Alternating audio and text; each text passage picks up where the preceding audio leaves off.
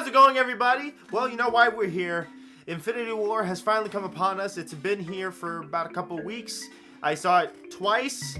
I was in pain twice. So yeah, I figured I could talk about it. I know this is kind of early for late talk. Usually I tend to wait a little longer, but like, hey, I kind of feel like most people already, made videos about it. And like I said, it's been out for a couple weeks. So I kind of feel like I could still say it's a late talk. I'm going to say it's a late talk anyway. So first things first. Did I like it? Yes, I absolutely loved it. It's one of my favorite Marvel movies pretty much ever. Phase 3 is really just stayed my favorite. It's painful. Hurt a lot. Emotionally, just... Oh boy, it's heavy, full of action, full of like a whole bunch of your favorite characters, and yeah, great movie. Definitely would check it out. I can't say exactly like I feel like this is a kid-friendly superhero movie. Hell, before we even went to the theater, all the kids that came out of their viewing, they all look horrified. So yeah, I don't know, maybe not. It's not. I can't say it's entirely kid-friendly. So besides that, I'm gonna stop right here for a second. So I'm gonna go into spoiler territory. Like, spoiler alert right now. Here it is. Spoiler alert. For those of you that watch my videos and that have not seen Infinity War yet, I wouldn't suggest seeing the rest of this. Pretty huge movie. You probably would want to see the whole thing yourself. Yeah, and also, if you haven't seen the movie yet, you're not ready. You might think you're ready. You're not ready. No one's ready. I wasn't ready. I don't think I'll ever have been ready. But you're not ready. So, on with the show. Boy, where do we even begin with this one? Like, honestly, I don't know. There's just so much in this to talk about. Like, whew. Okay, you know what? Let me just start with the beginning. Because, hell, in the beginning, this movie tells you exactly how it is. Do you remember how Thor Ragnarok, the secret ending, had the giant ship, like, along the new Asgardian ship? Yeah, so that's how it kind of starts, the aftermath of that. And, yeah, shit gets real. First 5 minutes, Thanos shows up, beats the ever-loving piss out of the Hulk, kills Heimdall, and kills Loki. I think for good, too. That's... Wow.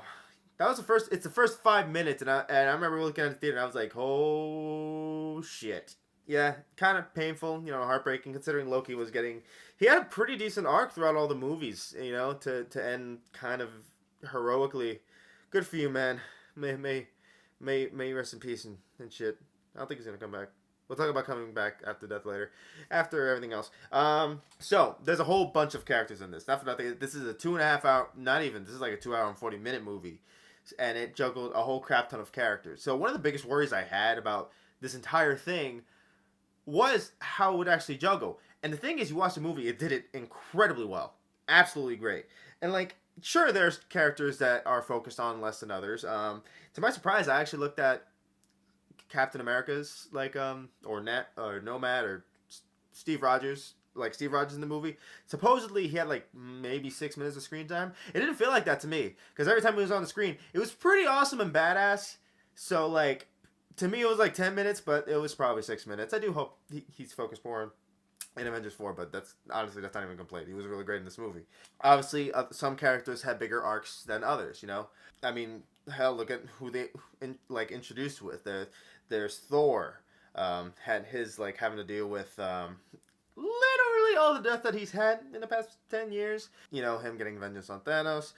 You got Tony, who's kind of really facing this whole monster of his head on, because Thanos coming into the picture is him realizing that, like, he's been in his head for 6 years. He even says that. So apparently, apparently the Battle of New York happened 6 years prior. So that title card in Spider-Man was wrong. It's probably like 4 years. That's a different complaint, so I might even cut this out. So it's him dealing mentally this head on. You got Gamora, who obviously hates Thanos to, like, just with all the burning passion in her heart. The Guardians are great. I kind of feel like Quill kind of just went backwards as far as growth. I mean, you could tell there's growth in him, but like, boy, he did something stupid. And yeah, to kind of see Rhodey, it was really fun just seeing everybody, especially post Civil War, like what everyone's kind of been doing. That apparently Cap and the people that ran with him, they're all they were all kind of being heroes, just like kind of on the down low, like constantly running, but still like saving everybody, doing what they can to save people. You got Tony being Tony. Obviously, we've seen kind of more of him, like with Spider-Man: Homecoming and whatnot. But it's just he kind of starts the movie, kind of like talking to Pepper about wanting to be a dad. Can't help but feel like that's kind of because of Spider-Man. The whole father-son dynamic thing that they've had, like in the past couple of movies, which I think that's kind of nice and sweet. Rhodey, who you could tell is pretty sick of the whole Sokovia Accords deal. I mean, hell, that's like he when he got contact with Steve, it kind of looked like, thank God. General Ross had a little bit of a cameo, being an asshole as he always is. Wakanda, Wakanda always comes back. You know what? They introduced Wakanda with the music, with some of the music from Black Panther, and that's the way to do it. Because Wakanda is, no matter what, that is a wonderful place, and you got to see T'Challa again. You got to see Okoye. That's her name, Okoye. It has okay. It starts with okay. Anyway, and then Shuri, and M'Baku, they all show up.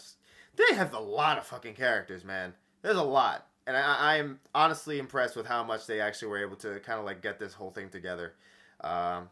So that was really cool. Story-wise, obviously with a big thing like this, they got to switch the plot around it, on occasion. I didn't have a problem with that. I suppose with a movie like this, pacing issues will probably end up being a thing no matter what. But to me, I thought, you know what it is? It's not even pacing. It's the fact that this is a movie that's obviously a culmination of movies far before it. Because if you go into this movie not watching any of the other ones, you're not going to get a damn thing. You're just going to be looking freaking confused. And I don't blame you. That's going to be how it is. The theater me, Jen, and my friends were in had a bunch of assholes behind us.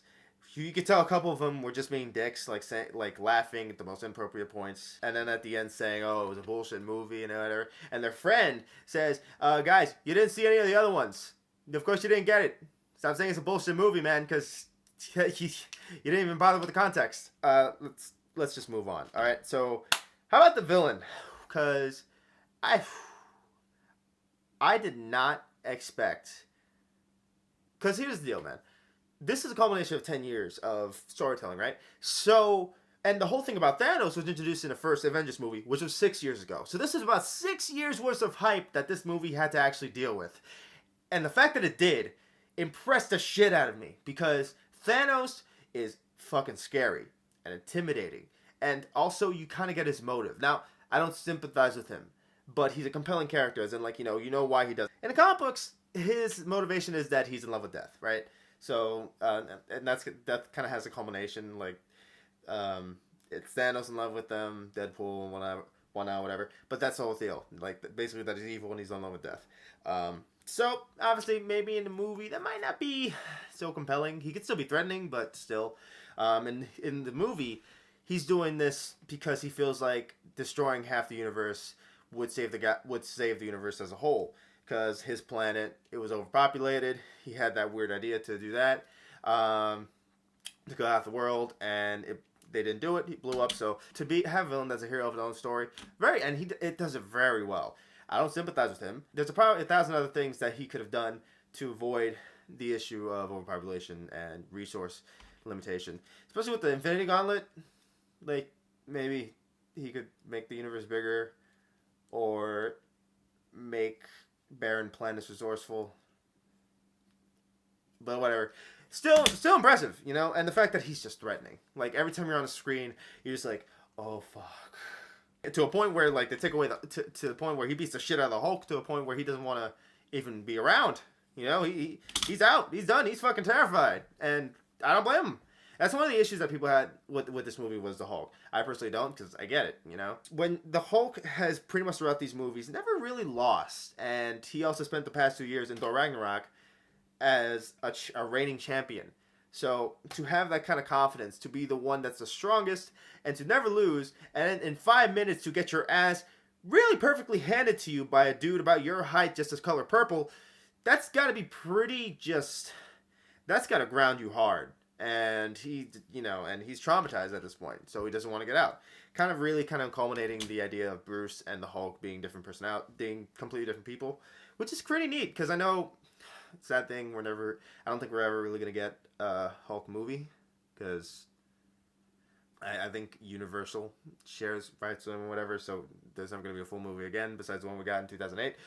So what they're doing is Hulk has an arc in these three movies: Thor Ragnarok, Infinity War, and Avengers 4. And I'm down with that because I need more Hulk in my life. You know, I need that. Please, please, more Hulk in my life. I can say about the action sequences. My favorite thing, though, my favorite thing ever is Steve and T'Challa running side by side, zipping past everybody into war, being awesome and badass like they are. Fucking. I think about that scene a lot because that scene's fucking cool. I could keep talking about all the awesome stuff, all the lighthearted, beautiful coloring, cinematography, all that kind of cool stuff. But might as well talk about the heavy shit now, the deaths. God. Loki and Heimdall died in the beginning. Middle of the movie, Gamora also kicks a bucket because Thanos sacrifices her for the Soul Stone, which is very wrenching and sad. But there is a confirmed theory that she's actually in the Soul Stone, so she could possibly come back. But let's get into the end, because oh, Mama, I know, the ending is sad. I know. Just cuddle next to the shield. I'll come for you soon. The ending, man, because so many characters kicked the bucket, mostly the new guys, which is pretty harsh. Wow, where do I start? But, well, the first one, Bucky, he's just looking at Steve one last time before he just turns to dust. Falcon, he's just trying to get up and he's just gone. T'Challa is going to Okoye saying now is not the time to die. To then turn to dust himself. And Okoye is just looking like she has no idea how to process that. I wouldn't either. Groot, that one hurt because Rocket was just like, no. I also learned that apparently what Groot was saying to Rocket when he was turning into dust was dad, so that just makes it a lot. Actually, most of the Guardians kick it, so it's really just Groot and Nebula, I guess. So, Guardian of the Galaxy? Guardians? I don't know. I kind of feel like they're both kind of half-hearted in it. So, two halves make a whole. Guardian of the Galaxy. And then the one that actually got me in the theater, I'm not gonna lie to you guys. When Spider-Man kicks it, turns to dust, kind of broke me. I can't say I was sobbing, but definitely had a couple of tears going down my eyes. And it's really not because of Spider-Man. I know Spider-Man is my favorite superhero and whatnot, and you know, I talk about him half the time. But it's not even that. It's the fact that it's a kid. So, especially when he is like crying that he does not want to go in Tony's arms, crying that he doesn't want to go and saying he's sorry. I was done. I can't even imagine how Tony feels, because he even said in Homecoming that if he died, he'd feel like that's on him. So he's just probably feeling some type of way. I know I am. And then to, read later on that, the reason why it took so long for him to turn to dust was that he had spider sense, so he knew it was coming. That's number one. And his healing factor, he doesn't have like an insane one, but he has one. So it takes a little bit of time. That he was slowly dying, and he was just feeling every part of it. That hurt a lot. And I gotta give props to the actor, man, because, wow, that was, whew. Now, I know one of the biggest issues is, well, what people have is that they feel the deaths are kind of, shallow. They're not, they don't have any meaning because, they're gonna come back in the next movie. Here's the deal. Here's what I think. Now, sure, most, if not all, of these characters are going to come back. I don't know about Loki and Heimdall, but for the most part, these guys are going to come back, right? Because, I mean, if you read the Infinity War comic book, if you know about this kind of storyline, that's going to happen. Or if you even just want to look at Marvel's production plan, Spider-Man already is confirmed a sequel. Guardians is confirmed a sequel. Of course, they're going to make a sequel for Black Panther. So they're going to come back. That's not. I already knew that coming in. So whoever's gonna die in that sense, Doctor Strange too. Kind of forgot about that. But the thing about it is, the reason why I felt it personally, the reason why I felt the deaths was because they didn't know that. The movie kind of ends not with the idea of hope that, oh, we're gonna figure it out, we're gonna come back. Even the slightest bit of hope that we have would be the ending of which Nick Fury, who also kicked the bucket himself with dust, had an old school beeper to call that had the symbol. Obviously, he was calling Captain Marvel. So we know that she's going to show up in the next one. I don't know what exactly she's going to do. I kind of barely know what she does. So we have no idea what or how she's actually going to be able to help out with the situation. But that's really about it. Every other hero has no idea what they're going to be able to do now. They all think everyone is dead. And they're all, half, if not all of them, are probably feeling incredibly guilty that they're the ones that actually got to survive. Especially Tony. Oh, God, poor guy. He's just mentally never going to be okay, is he? But that's what gives this movie the weight emotionally. At least for me, you know what I mean? That they don't have hope in their eyes. They don't know if they can come back. They think they're all dead. And that's fucked up. You can see exactly in each and every one of their faces at the last shot, whether it's Nebula and Tony, who are the only two left on Titan, that are just at a loss, or you can go back on Earth where you have Captain America right next to Vision's corpse, who got the pleasure of dying twice in like 2 minutes, just kind of sitting down, and everyone just looking sully, just looking just done, just fucked up. And then Captain America saying something along the lines of, "My God, like, what the hell do we do?" That's heavy. That's what gives it the weight to me. That's what makes the ending, messed up. Regardless of what's gonna happen in Avengers 4. Sure, they're probably gonna come back. I get that, but that's gonna happen in the next movie. That didn't happen in this one. The ending has a weight to me, and I think that's what that's about. You know what I mean? If people feel like that kind of just takes it away emotionally, all right, that's on you, man. But to me, that hit hard. That hit real hard. Regardless, I think I've talked a lot about this movie, so I'm just gonna kind of stop right now. So what can I say? Incredible, threatening, scary villain, an incredible ensemble of characters, a heartbreaking, wrenching ending, and yet still had levity and color.